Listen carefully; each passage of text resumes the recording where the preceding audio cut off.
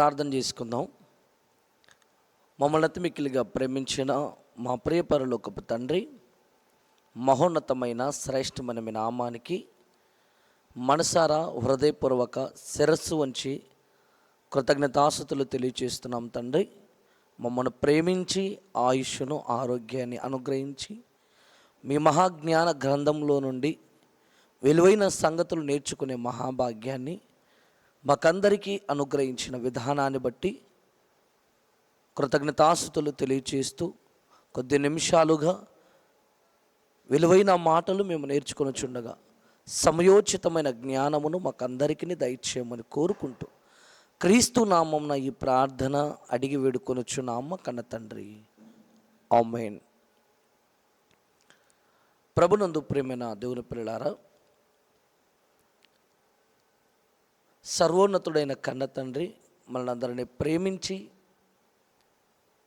ఆయన మన కొరకు వ్రాయించిన మహాజ్ఞాన గ్రంథంలో నుండి విలువైన సంగతులు నేర్చుకునే ఈ చక్కటి తరుణాన్ని అనుగ్రహించిన దేవాది దేవునికి మనసారా కృతజ్ఞతాస్తుతులు తెలియచేస్తూ చేరికూడి వచ్చిన దేవుని బిడ్డలని మీ అందరికీ కూడా నా హృదయపూర్వక శుభాభివందనాలు తెలియచేస్తున్నాను. ప్రియమైన దేవుని పిల్లలారా, సర్వమానవాళిని రక్షించుటకు వచ్చిన యేసుక్రీస్తు వారిని గూర్చి అనేక మంది క్రీస్తు విరోధులు క్రీస్తు యొక్క ఖ్యాతిని ఓర్వలేక ఆయన జీవన శైలిపై అనేక ప్రశ్నలు సంధిస్తున్నారు. అందులో ఒకటే ఈరోజు నేను మీతో పంచుకొనబోయే అంశం. పాపులను రక్షించుటకు వచ్చిన యేసు తన్ను తాను రక్షించుకోలేడా? పాపులను రక్షించిన యేసు తన్ను తాను రక్షించుకోలేడా అన్నటువంటి ప్రశ్న అనేక మంది క్రీస్తు విరోధులైన వారు ఆయన జీవితంపై సంధిస్తున్నటువంటి ప్రశ్న. యేసుక్రీస్తు వారు మరణఘట్టంలో ఆయనను యూదులు, రోమా ప్రభుత్వం కర్కశంగా సిలువ వేసినప్పుడు యూదులందరూ కూడా ఆయన చంపాలి, సిలువ వేయండి అని సొంత జాతి వారే ఆయనను చంపడానికి అప్పగించినప్పుడు రోమా ప్రభుత్వపు కాలములో ఆయనను సిలువ వేయించి చంపినప్పుడు సిలువ మీద ఉన్నటువంటి యేసుక్రీస్తు వారు తన్ను తాను రక్షించుకోలేకపోయాడా? పాపులను రక్షించటానికి వచ్చిన యేసు తన్ను తాను రక్షించుకోలేకపోవటం ఏంటి? అసలు యేసుక్రీస్తు వారు రక్షకుడేనా? ఒకవేళ రక్షకుడైతే సిలువ వేసినప్పుడు యూదులందరూ కూడా సిలువ వేయమని సిలువకు అప్పగించినప్పుడు ఆ సిలువ మీద నుండి తన్ను తాను రక్షించుకోవాలి కదా అన్న ప్రశ్న ఈరోజు అనేక మంది క్రీస్తు విరోధులు సమాజంలో మాట్లాడుతున్నటువంటి వాస్తవాలు. ప్రియులారా, యేసుక్రీస్తు ప్రభులు వారు సిలువ మీద ఉండి తన్ను తాను రక్షించుకోలేకపోయాడా అని వేస్తున్నటువంటి ఈ మతోన్మాదుల క్రీస్తు విరోధుల ప్రశ్నకు బైబిల్ నుండి చక్కటి సమాధానాన్ని ఈరోజు మనం ఆలోచన చేద్దాం. వీరు మాట్లాడుతున్నటువంటి మాటలు ఏంటంటే, యేసుక్రీస్తు వారు సిలువ మీద నుండి తన్ను తాను ఎందుకు రక్షించుకోలేకపోయాడు? అసలు యేసుక్రీస్తు వారు లోకరక్షకుడేనా? ఎంతోమంది రోగులను స్వస్థతపరిచాడు, ఎంతోమంది కళ్ళు లేని వారికి కళ్ళునిచ్చాడు, అనారోగ్యంతో ఉన్న వారిని స్వస్థతపరిచాడు, ఎంతమందిని ఆరోగ్యపరంగా రక్షించినటువంటి యేసుక్రీస్తు ప్రభులు వారు సిలువ మీద తన్ను తాను ఎందుకు రక్షించుకోలేకపోయాడు? ఉదాహరణ, ఒక డాక్టర్ అనేక మందికి వైద్య సేవలు అందిస్తాడు. వైద్య సేవలు అందించే డాక్టర్కి అనారోగ్య పరిస్థితి వస్తే తన్ను తాను నయం చేసుకోలేడా? ఒకవేళ తన్ను తాను నయం చేసుకోకపోతే, తనకొచ్చిన రోగం నుండి తన్ను తాను రక్షించుకోకపోతే అసలు వైద్యుడేనా? అలాగే యేసుక్రీస్తు వారు కూడా శిలువ మీద ఉన్న పరిస్థితుల్లో తన్ను తాను రక్షించుకోలేని ఆయన రక్షకుడేనా? కొరడాలతో కొడుతున్నప్పుడు, శిరస్సుపై ముళ్ళ కిరీటం పెట్టినప్పుడు, కాళ్ళకు చేతులకు మేకులు వేస్తున్నప్పుడు, ఆయన ముఖము మీద ఉమ్ము వేసి పిడిగుద్దులు గుద్దుతున్నప్పుడు, రకరకాలుగా చిత్రహింసలు పెట్టినటువంటి యేసుక్రీస్తు వారిని ఆయన లోకరక్షకుడు అయితే తన్ను తాను రక్షించుకోవచ్చు కదా. ఒక వైద్యుడు తన వైద్య పరిజ్ఞానం చేత తన్ను రక్షించుకుంటాడు, సమాజాన్ని రక్షించుకుంటాడు. మరి యేసుక్రీస్తు వారు నిజంగా లోకరక్షకుడు అయితే లోకాన్ని రక్షించుటకు ముందుగా తనకొచ్చిన అపాయము నుండి, తనకొచ్చిన మరణ సమస్య నుండి రక్షించుకోలేకపోయిన ఆయన ప్రపంచాన్ని ఎలా రక్షిస్తాడు అన్న ఈ ప్రశ్న ఈరోజు మతోన్మాదులు, క్రీస్తు విరోధులు కోకొల్లలుగా మాట్లాడుతున్నటువంటి వాస్తవం ఈరోజు మనం చూడగలుగుతున్నాం. అయితే ఈ ప్రశ్న ఈనాటిది కాదండి. ఒకనాడు యూదులు మొదలుకొని అధికారుల వరకు, సైనికులు మొదలుకొని సామాన్యుల వరకు కూడా యేసుక్రీస్తు వారిని సిలువ వేసిన సందర్భాలలో వారికి కూడా ఈ అనుమానం రాకపోలేదండి.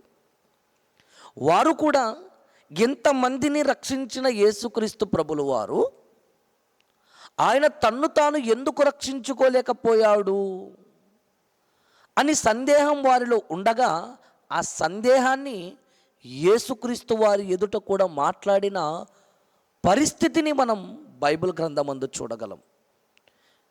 ఒక్కసారి బైబిల్ గ్రంథాన్ని మనం చూడగలిగితే లూకా రాసిన సువార్త 23వ అధ్యాయము 35వ వచనము నుండి ఆలోచన చేద్దాం.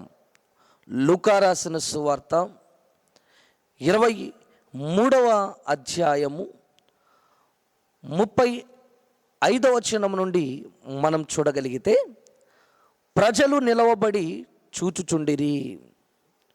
యేసుక్రీస్తు వారి యొక్క మరణఘట్టం.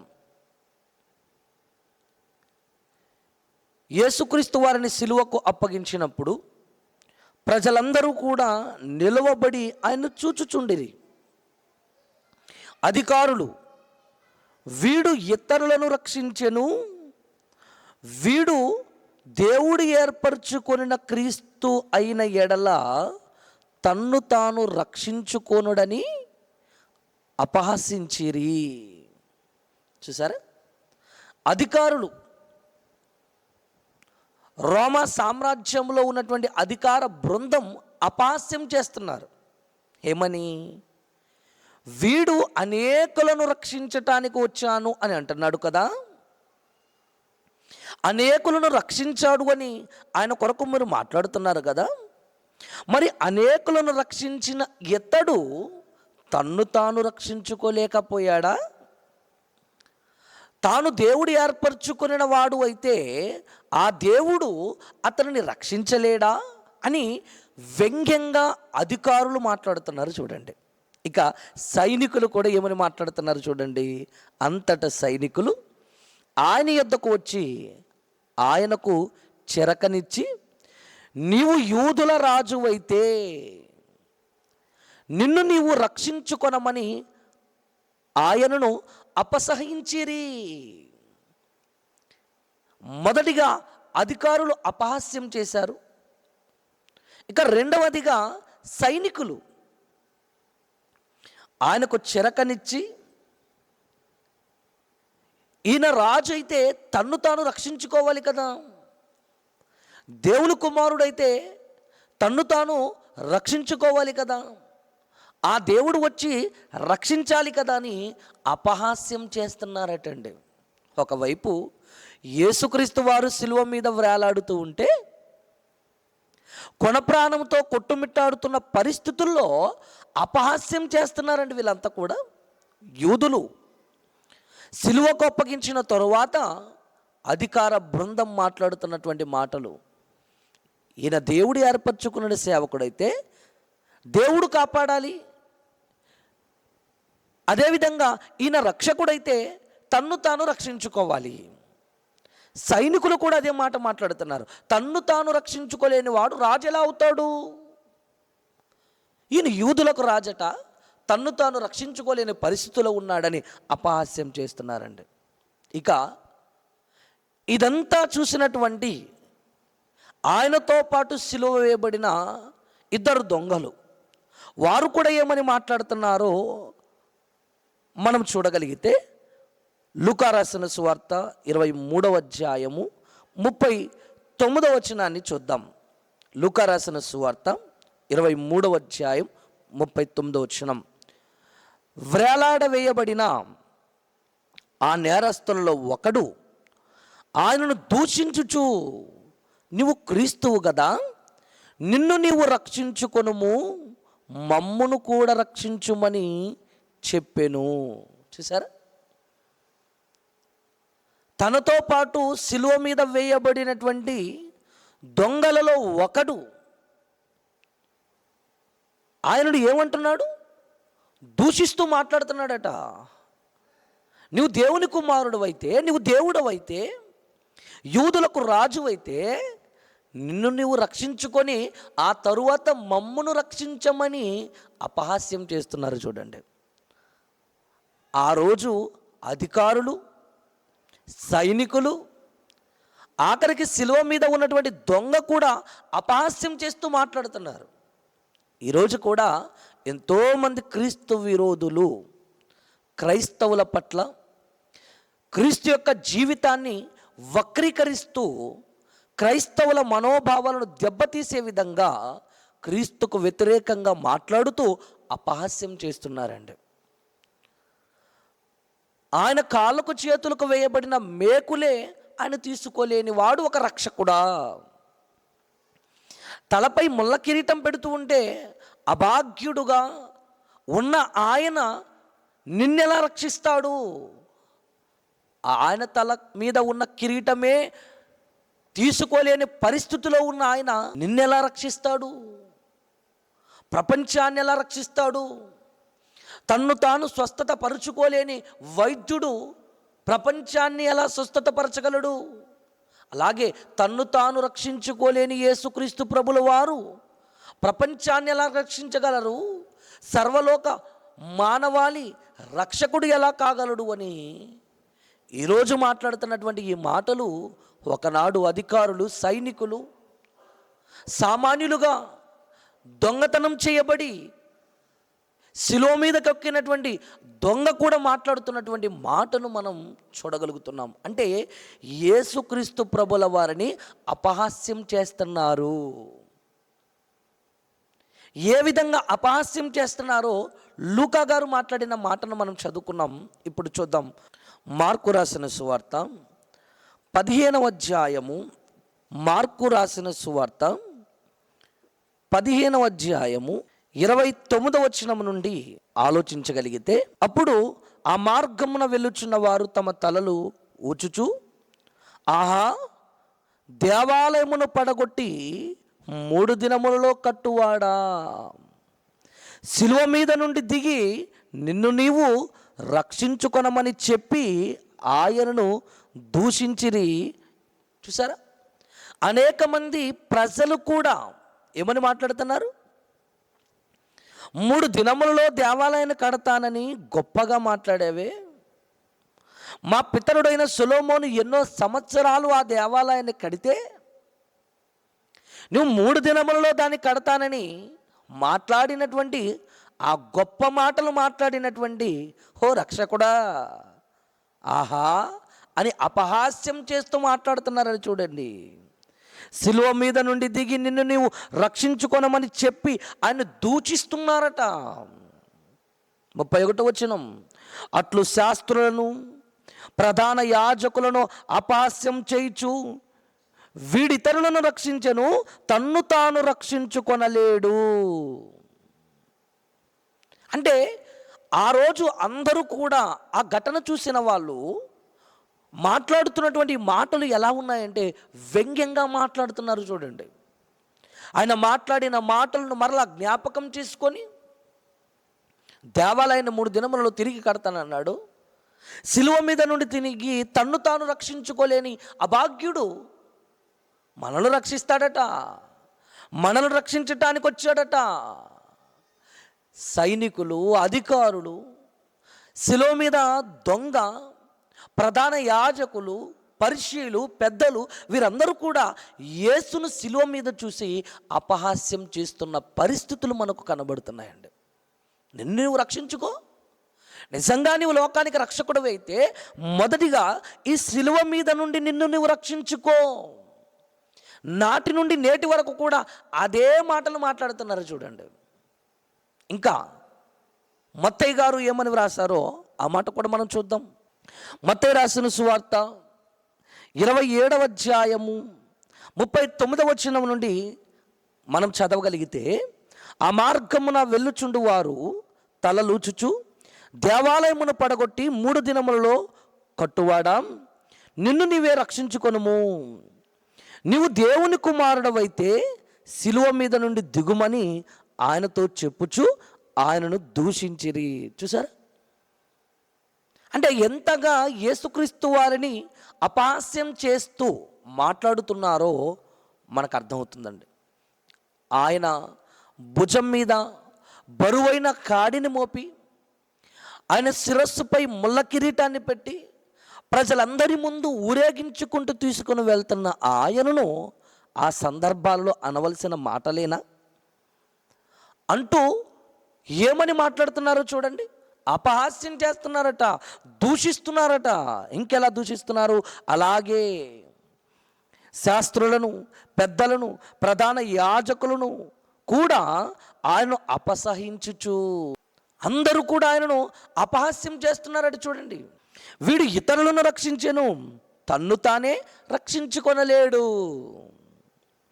ఇశ్రాయేలు రాజు కదా, ఇప్పుడు సిలువ మీద నుండి దిగిన ఎడల వానిని నమ్మెదము. వాడు దేవుని యందు విశ్వాసం ఉంచెను, నేను దేవుని కుమారుడనని చెప్పాను గనుక ఆయనకిష్టుడైతే ఆయన ఇప్పుడు వారిని రక్షించునని చెప్పిరి. ఆయనతో కూడా సిలువ వేయబడిన బందిపోటు దొంగలను అలాగే ఆయనను నిందించిరి. చూసారా, దేవునికి ఇష్టుడైతే, ఒకవేళ దేవుడు ఈ సందర్భంలో వచ్చి ఆయన రక్షిస్తాడు కదా, దేవుని కుమారుడైతే దేవుడు కాపాడుతాడు కదా, తన్ను తాను రక్షించుకోలేనటువంటి ఈయన ప్రపంచాన్ని ఎలా రక్షిస్తాడు అని ఆనాటి నుండి ఈనాటి వరకు కూడా క్రీస్తు విరోధులుగా ఉన్నవారు మాట్లాడుతున్నటువంటి మాటలు ఈరోజు మనకు కనబడుతున్నాయి. ప్రియులారా, బైబిల్ నుండి వాస్తవాన్ని మనం ఆలోచించాలి. ఆ రోజు ప్రధాన యాజకులు మొదలుకొని అధికారుల వరకు, సామాన్యులు మొదలుకొని బందిపోటు దొంగల వరకు కూడా వారందరూ మాట్లాడుతున్నటువంటి మాటలను మనం ఆలోచిస్తూ ఉంటే, ఆయన తన్ను తాను రక్షించుకోలేని వాడు సమాజాన్ని ఎలా రక్షించగలడు? ప్రపంచాన్ని ఎలా రక్షించగలడు? ఒకవేళ తాను దేవుని కుమారుడు అయితే దేవుడు వచ్చి ఆయన రక్షించగలడు కదా. దేవుడే ఆయన ఈ లోకానికి పంపిస్తే దేవుడు రక్షించాలి కదా అని అపహాస్యం చేస్తూ మాట్లాడుతున్నటువంటి ఈ మాటలు ఎంతవరకు వాస్తవం, వారు దేనిని అపార్థం చేసుకున్నారు అన్న విషయాన్ని మనం బైబిల్ నుండి క్లారిటీగా ఆలోచించాలి. వారు అంటున్న మాటలు మరోసారి జ్ఞాపకం చేస్తున్నాను. యేసుక్రీస్తు వారు రక్షకుడైతే తన్ను తాను రక్షించుకోవచ్చు కదా. ఒకవేళ వారనుకున్నట్టుగానే యేసుక్రీస్తు వారు తన్ను తాను రక్షించుకోలేని వాడు మానవ సమాజాన్ని ఎలా రక్షిస్తాడు? సిలువ మీద నుండి దిగి తన్ను తాను రక్షించుకోమని చెప్పండి, దేవుడు వచ్చి రక్షించమని చెప్పండి. ఆ దేవుడు ఎవరో ఒక్కసారి పిలువు. ఏలి ఏలి అంటున్నావు కదా, ఏలిని పిలుస్తున్నాడేమో అని అపహాస్యం అండి. రకరకాలుగా యేసుక్రీస్తు వారిని అపహాస్యం చేస్తున్నారండి అందరూ. ఒకవేళ వారనుకున్నట్టుగా ఈరోజు క్రీస్తు విరోధులు మాట్లాడుతున్నట్టుగా యేసుక్రీస్తు వారు తన్ను తాను రక్షించుకోలేని వాడు ప్రపంచాన్ని ఎలా రక్షిస్తాడు అని అనుకుంటే, యేసుక్రీస్తు వారు నిజంగా తన్ను తాను రక్షించుకోలేడా? రక్షించుకోలేనంత అభాగ్యుడుగా యేసుక్రీస్తు వారు ఉన్నారా? ఒకవేళ తప్పించుకోవాలనుకుంటే ఆయన చాలా సులువుగా తప్పించుకొనగలడండి. మరలా చెప్తున్నాడు, ఆయన తప్పించుకోవాలంటే ఆయన సులువుగా తప్పించుకోగలడు. ప్రపంచానికి ప్రబోధనలు చెప్పిన వాడు, ప్రపంచ మానవాళిని రక్షించుటకు వచ్చి రోగులను, గుడ్డివారిని, ఎంతోమంది అంగవైకల్యంతో ఉన్న వారిని రక్షించిన ఆ మహానుభావుడు తన్ను తాను రక్షించుకోలేని అభాగ్యుడుగా ఉన్నాడు అని అనుకుంటున్నారా? రక్షించుకోవాలనుకుంటే ఆయన సులువుగా తన్ను తాను రక్షించుకొనగలడు. చూస్తారా బైబిల్లో? యోహాను సువార్త 18వ అధ్యాయం 1వ వచనం, యేసు ఈ మాటలు చెప్పి తన శిష్యులతో కూడా కెద్రోను వాగు దాటిపోయెను. అక్కడ ఒక తోట ఉండెను. దానిలో ఆయన తన శిష్యులతో కూడా వెళ్ళెను. యేసు తన శిష్యులతో కూడా పలుమార్లు అక్కడికి వెళ్ళుచుండువాడు గనుక ఆయనను అప్పగించి యోధాకును ఆ స్థలము తెలిసి ఉండెను. కావున యోధా సైనికులను, ప్రధాన యాజకులు, పరిశీలు పంపిన బంట్రోతులను వెంటబెట్టుకొని దివిటలతోనూ దీపములతోనూ ఆయుధములతోనూ అక్కడికి వచ్చెను. యేసుక్రీస్తు వారిని పట్టుకోవడానికి ఇస్కరియోతాతో పాటు సైనికులు, ప్రధాన యాజకులు, పరిశీలు పంపిన బంట్రోతులు దివిటలతో, దీపములతో, ఆయుధములతో ఆయన పట్టుకోవడానికి వెళ్తున్న సందర్భాలలో యేసు తనకు సంభవింపబోవునవన్నీ ఎరిగిన వాడై వారి యొద్దకు వెళ్ళి మీరు ఎవరిని వెతుకుచున్నారని వారిని అడిగెను. వారు నజరేయుడని యేసును వెతుకుచున్నామని ఆయనకు ప్రత్యుత్తరం ఇయ్యగా, యేసు ఆయనను నేనే అని వారితో చెప్పెను. ఆయనను అప్పగించిన యోదాయు వారి దగ్గర ఉండెను. చూసారా, ఒకవేళ యేసుక్రీస్తు వారే తన్ను తాను రక్షించుకోలేడా, తన్ను తాను తప్పించుకోలేడా అని ఒకవేళ అనుకుంటే, యేసుక్రీస్తు వారు చాలా సులువుగా ఆయన తన్ను తాను తప్పించుకొనగలడు, రక్షించుకొనగలడు. ఎందుకంటే సైనికులు, బంట్రోతులు వచ్చి యేసుక్రీస్తు వారి దగ్గరకు వచ్చి యేసుక్రీస్తు వారిని అడుగుతున్నారు. యేసుక్రీస్తు వారు వారిని అడుగుతున్నారు, ఏమన్నా తెలుసా, మీరు ఎవరిని వెతుకుతున్నారు? నజరేయుడని యేసుని మేము వెతుకుచున్నాము అని అంటే, అప్పుడు యేసుక్రీస్తు వారు అన్న మాట ఏంటి? మీరు వెతుకుచున్న యేసుక్రీస్తు వారిని నేనే. ఏమండి, తప్పించుకోవాలనుకుంటే అప్పుడే ఆయన తప్పించుకోవచ్చు కదా. నన్నే వెతకడానికి వచ్చారు, నా గురించి నేను ఇప్పుడు చెప్పుకోకూడదు గనుక నేను తప్పించుకునే మంచి ప్రయత్నం ఇదేనేమో, నన్ను చంపేస్తారేమో అన్న ఆలోచనతో ఆయన తన్ను తాను రక్షించుకోవచ్చు, తన్ను తాను కాపాడుకోవచ్చు. కానీ ధైర్యంగా యేసుక్రీస్తు వారు ఏమని మాట్లాడుతున్నారు? తనకు సంభవింపబోవునవన్నీ కూడా ఎరిగిన వాడై, తన్ను చంపుతారని తెలిసి, ఆయన మరణ ఘట్టం ఇదే రోజు అని తెలిసిన వాడుగా ఏమని మాట్లాడుతున్నాడు అక్కడ? మీరు ఎవరినైతే వెతుకుచున్నారో ఆ క్రీస్తును నేనేని వారితో చెప్పెను. మరలా వారు అది నమ్మకుండా మరలా వెతుకుతున్నారు. మరలా యేసుక్రీస్తు వారు అడుగుతున్నారు, ఎవరిని వెతుకుతున్నారు అని అంటే, మేము యేసుక్రీస్తు అను నజరేయుడైన వారిని వెతుకుతున్నాం అని అంటే, యేసుక్రీస్తు వారు మరలా చెప్పారు, ఆ నజరేయుడైన యేసుక్రీస్తు వారిని నేనే. చూసారా, ఒకవేళ యేసుక్రీస్తు వారే తప్పించుకోవాలనుకుంటే ఆయన చాలా సులువుగా తప్పించుకోగలడు. చదువుదాం చూడండి. యేసు ఆయన నేనే అని వారితో చెప్పాను. ఆయన అప్పగించిన యూదయు వారి యొద్ద నిలిచి ఉండెను. ఆయన నేనే అని వారితో చెప్పగా వారు వెనుకకు తగ్గి నేల మీద పడిరి.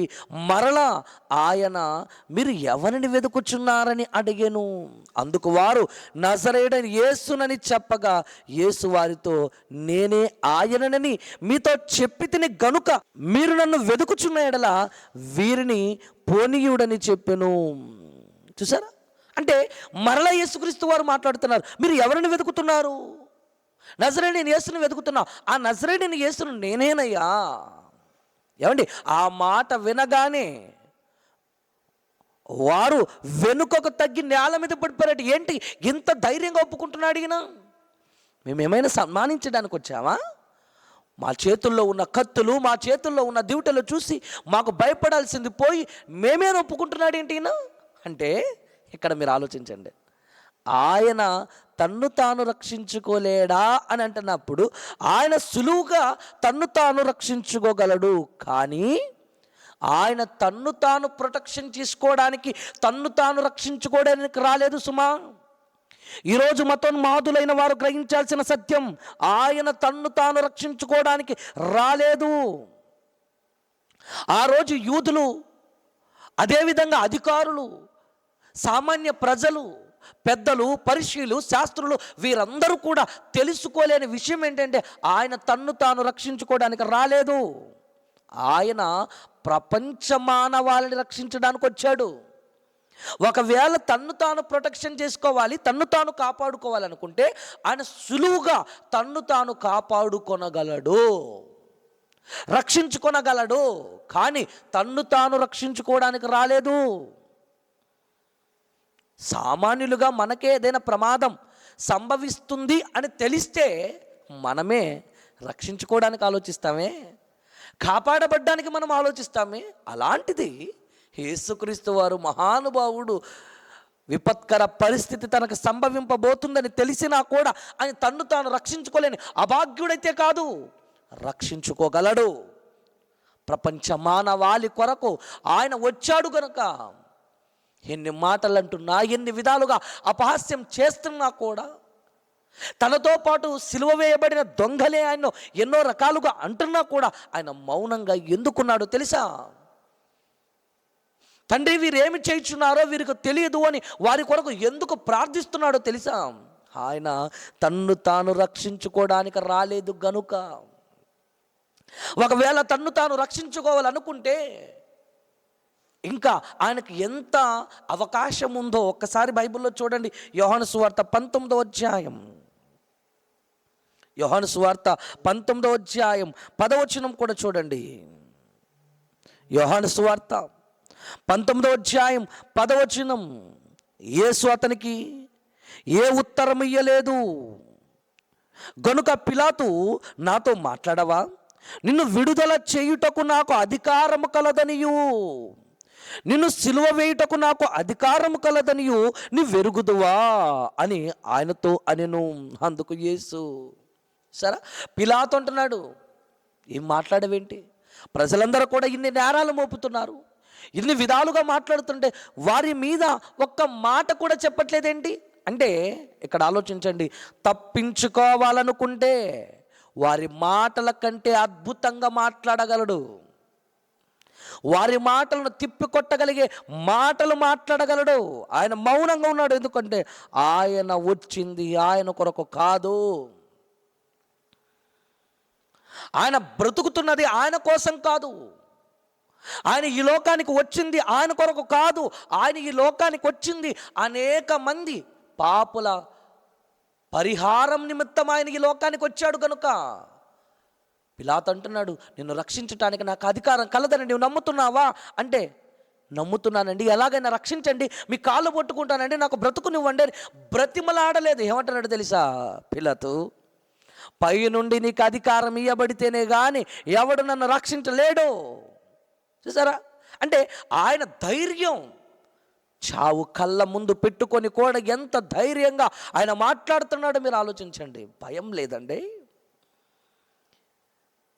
కొరడాలతో కొడుతున్నా, ముళ్ళ కిరీటం పెడుతున్నా, పిడిగుద్దులు గుద్దినా, ఉమ్ము వేసినా, బహిరంగంగా అవమానించుకుంటూ తీసుకొని వెళ్ళిపోయి ఇన్ని మాటలు అంటున్నప్పటికీ కూడా ఆయన మనసు ఎంత గొప్పదో తెలుసా? క్షమించండి తండ్రి అని ప్రార్థించిన ఆ మహానుభావుడు తన్ను తాను రక్షించుకోలేని అభాగ్యుడు అనుకుంటున్నారా? కాదు కాదు, ఆయన తన్ను తాను రక్షించుకోవడానికి రాలేదు, నిన్ను నన్ను రక్షించడానికి వచ్చాడు. మన పాపాలకు ప్రతిగా ఆయన భూమి మీద బలవ్వటానికి వచ్చాడు.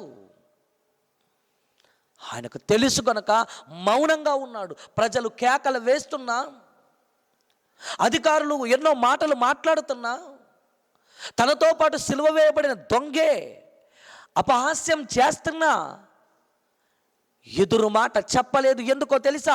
ఆయన వారిని రక్షించటానికి వచ్చాడు కనుక. దేవుని పిల్లారా, తన్ను తాను రక్షించుకోవటం గొప్ప సంగతి ఏం కాదు. ప్రపంచ ప్రజలందరినీ కూడా రక్షించటానికి వచ్చాడు కనుక ముళ్ళ కిరీటమైన పెట్టుకోవాలి, కొరడా దెబ్బలైన తినాలి, ఉమ్మైనా వేయించుకోవాలి, ఏదైనా కూడా సహించటానికి అని సిద్ధ మనసు కలిగిన వాడు. చూడండి ఒక్కసారి బైబిల్ గ్రంథాన్ని మనం చూడగలిగితే మత్తయి సువార్త 20వ అధ్యాయం 28వ వచనం. మత్తయి సువార్త 20వ అధ్యాయం 28వ వచనాన్ని మనం చూడగలిగితే, అలాగే మనుష్య కుమారుడు పరిచారం చేయించుకొనుటకు రాలేదు గాని పరిచారం చేయుటకు అనేకులకు ప్రతిగా విమోచన క్రయధనముగా తన ప్రాణమునిచ్చుటకు వచ్చెనని చెప్పెను. అనేకులకు ప్రతిగా. ఎవరైతే ఆయన గూర్చి తప్పుడుగా మాట్లాడుతున్నారో, అపహాస్యం చేస్తూ నిన్ను నీవు రక్షించుకోలేని నీవు, ఆ ముళ్ళ కిరీటం పెట్టిన ఆ ముళ్ళునే తీసుకోలేని నీవు, మేకులు వేసినప్పుడు ఆ మేకులే పీకుకోలేని నీవు, తీసుకోలేని నీవు మమ్మల్ని ఎలా రక్షిస్తావయ్యా అని మాట్లాడుతున్న వారందరికీ ప్రతిగా మనం చేసిన పాపానికి ప్రతిగా ఆయన బలి అవ్వాల్సిన అవసరం వచ్చింది. ఆయన ఏం తప్పు చేశాడు? ఆయన ఏం తప్పు చేశాడని? ఆయన యందు ఏ పాపము ఏ దోషమును కూడా లేదు గనుక ఆయన మాట్లాడుతున్న మాటని తెలుసా? నా యందు పాపముందని ఎవడు స్థాపింపగలడో? రండి, నా నోటి మాటలో కానీ, నా ప్రవర్తనలో కానీ, నా జీవన శైలిలో కానీ తప్పు చూపగలిగిన వాడు ఎవరైనా ఉన్నారా? లేరే. అలాంటిది ఆయనకెందుకండి శిక్ష? ఆయనకెందుకండి నేరం? ఆయనకెందుకండి ఆ సిలువ మరణం? తన్ను తాను రక్షించుకోవటానికి కాదు కానీ అనేకులను రక్షించటానికి ప్రతిగా, అనేకులకు ప్రతిగా ప్రాణం పెట్టడానికి విమోచన క్రయధనముగా తన ప్రాణమునిచ్చుటకు వచ్చాడండి ఆయన. అనేకులకు ప్రతిగా, నీకు ప్రతిగా, నాకు ప్రతిగా, మానవులందరికీ ప్రతిగా ప్రాణం ఇవ్వటానికి వచ్చాడండి ఆయన. ఆయన్ని అర్థం చేసుకోక అపార్థం చేసుకోండి మాట్లాడుతున్నటువంటి వారు కూడా గ్రహించాల్సిన సత్యం, ఆయన తన్ను తాను రక్షించుకోవడానికి రాలేదు. ఈనాటికైనా తెలుసుకో, సర్వ ప్రపంచ మానవాళిని రక్షించడానికి వచ్చాడు ఆయన. అందుకే సిలువ మీద ఉన్న దొంగకు అర్థమైంది, రే మనం నేరస్తులవరా. ఆయన తన్ను తాను రక్షించుకోవాలనుకుంటే సులువుగా ఆయన రక్షించుకోగలడు. కానీ ఏ నేరము చేయని ఆయన ఎందుకు బలవుతున్నాడో తెలుసా? మనలను రక్షించుట కొరకే. నేను రక్షకుడు, నేను నమ్ముతున్నానయ్యా, నిజముగా ఈ లోకానికి వచ్చిన రక్షకుడివి. దేవుని పిల్లలారా, అపహాస్యం చేస్తున్నా ఎందుకు మౌనంగా ఉన్నాడో తెలుసా? అపహాస్యం చేస్తున్న వారికి ప్రతిగా ఆయన బలి అవుతున్నాడండి. మాటకు మాట చెప్పలేడా? చెప్పగలడు. శిక్షలు తప్పించుకోలేడా? దెబ్బలు తప్పించుకోలేడా? అవమానాన్ని కాదనలేడా? అనగలడు. కానీ వదకు తేబడిన గొర్రె పిల్లవలే మౌనంగా ఎందుకున్నాడో తెలుసా? వదకు తేబడిన గొర్రెకు తెలుసు ఏమని? నేను నా కోసం కాదు, నేను నా యజమానుడు కొరకు బలైపోవాలి కదా, నన్ను పెంచిన వారికి బలైపోవాలి కదా, నా చావు వారికి జీవాన్ని ఇవ్వాలి అని ఒక గొర్రెకు అర్థమైతే, యేసుక్రీస్తు వారు కూడా ఏమనుకున్నాడో తెలుసా? నా చావు అనేకులకు జీవం అవ్వాలి, నాలో మరణం అనేకులకు జీవం, నా చావు అనేక మందిని వెలిగించాలి, నా మరణం ద్వారా అనేక మందిని బ్రతికించాలి. ఆయన బలి అవ్వాలి, మనకు బ్రతుకునివ్వాలి. ఈరోజు చూడండి, ప్రకృతిలో మనకు ఎన్నో ఆహార పదార్థాలు కానివ్వండి బలైపోతున్నాయి. మాంసాహారాలు, శాకాహారాలు ఎన్నో మనకు బలైపోతున్నాయి కనుక మనం బ్రతుకుతున్నాం. మన కోసం ఆయన బలైపోయాడు కనుక మనకు బ్రతుకునిచ్చాడు. అనేకులకు ప్రతిగా, నీకు ప్రతిగా, నాకు ప్రతిగా, ఆ రోజు వ్యతిరేకంగా మాట్లాడిన వారికి ప్రతిగా ఆయన ప్రాణం ఇవ్వడానికి వచ్చాడండి. అంతేగాని పాపులు రక్షించడానికి వచ్చిన యేసు తన్ను తాను రక్షించుకోలేని అభాగ్యుడైతే కాదు. ఇప్పటికైనా మనోనేత్రాలు వెలిగించుకోండి. ఆ రోజు అలా మాట్లాడిన వారు కొద్ది కాలం తరువాత అపార్థం చేసుకున్న వారే అర్థం చేసుకున్నారు. నిజంగా ఆయన సిలువ వేసి చంపింది మేమే. ఆయన ఆ రోజు అర్థం చేసుకోలేకపోయాం. ఆయన ఇంత గొప్పవాడని సంగతి మేము తెలుసుకోలేకపోయాం. మేమేం చేయాలి? ఆయన సిలువ వేసి చంపింది మేమేం చేయాలి? తప్పు తెలుసుకున్నారు. నిజమే, ఆ రోజు మా దగ్గర ఉన్నప్పుడు తన్ను తాను రక్షించుకోలేని వాడు మమ్మల్ని ఎలా రక్షిస్తాడని ఎన్నో అపహాస్యంగా, ఎన్నో విధాలుగా ఆయనపై మాట్లాడాము. కానీ ఆయన సిలువేసి చంపింది మేమేం చేయాలండి? ఇప్పుడు మేమేం చేయాలి? తప్పు తెలుసుకొని బాప్తిస్మం తీసుకొని మరలా క్రీస్తు రాజ్యములో ఆ రోజు వారు చేర్చబడ్డారు. కానీ ఈరోజు మతోన్మాదులుగా క్రీస్తుపై తప్పుడు మాటలు మాట్లాడుతున్నటువంటి వదరబోతులైన వారందరూ కూడా ఇకనైనా ఈ సత్యాన్ని తెలుసుకోండి. ఆ రోజు వారు తెలుసుకున్నారు సత్యాన్ని. ఆయన తన కొరకు రాలేదు కానీ ప్రపంచాన్ని రక్షించడానికి వచ్చాడు, నన్ను రక్షించడానికి వచ్చాడు. నమ్మితే ఆయన రక్షిస్తాడు. ఈరోజు నువ్వు నమ్మితే నిన్ను కూడా రక్షిస్తాడు. నువ్వు నమ్మడానికి సిద్ధమైతే ఆయన రక్షించటానికి ఎప్పటికీ ఆయన సిద్ధంగా ఉన్నాడు. గనుక నమ్మడానికి నువ్వు సిద్ధమైతే రక్షించటానికి ఆయన ఎల్లప్పుడూ సిద్ధంగా ఉన్నాడు. తన్ను తాను రక్షించుకోలేని అభాగ్యుడైతే కాదు, నమ్మితే నిన్ను కూడా, ప్రపంచ మానవాళిని కూడా, ఎంతటి కర్కశుడైనా వారిని రక్షించటానికి ఆయన సమర్థవంతుడు. ఆలోచించండి, అర్థం చేసుకోండి. నమ్మితే నిన్ను రక్షిస్తాడని సత్యాన్ని గ్రహించండి. కళ్ళు మూసుకొని ప్రార్థన చేసుకుందాం.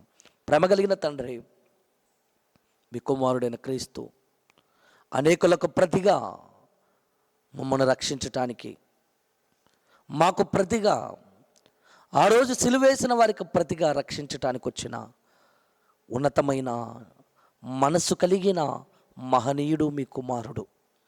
ఆయన అపార్థం చేసుకొని ఆ రోజు ఎన్నో వక్రీకరమైన మాటలు మాట్లాడారు. ఈరోజు ఎంతోమంది క్రీస్తు విరోధులైన వారు ఆయన జీవితంపై బురద జల్లాలని, ఆయన ఖ్యాతి, ఆయన గొప్పతనాన్ని ఓర్వలేక మాట్లాడుతున్న ఈ మూర్ఖుల మతోన్మాదుల మాటలకు జవాబుగా ఈ మాటలు ఉండాలని ఆయన తన్ను రక్షించుకోవడానికి రాలేదు, తన స్వార్థాన్ని చూసుకోవడానికి రాలేదు, తన సుఖభోగాలు నెరవేర్చుకోవడానికి రాలేదు అన్న విషయాన్ని మీ పిల్లలు అర్థం చేసుకొని వారు ఎంత కర్కశులైనా కూడా నమ్మితే రక్షించుటకు ఆయన సిద్ధ మనస్సు కలిగిన వాడని యోచించి ఆలోచించి మనస్సును మార్చుకునే భాగ్యాన్ని దయచేయమని క్రీస్తు నామమున ఈ ప్రార్థన అడిగి వేడుకొనుచు నా అమ్మ కన్న తండ్రి, ఆమేన్.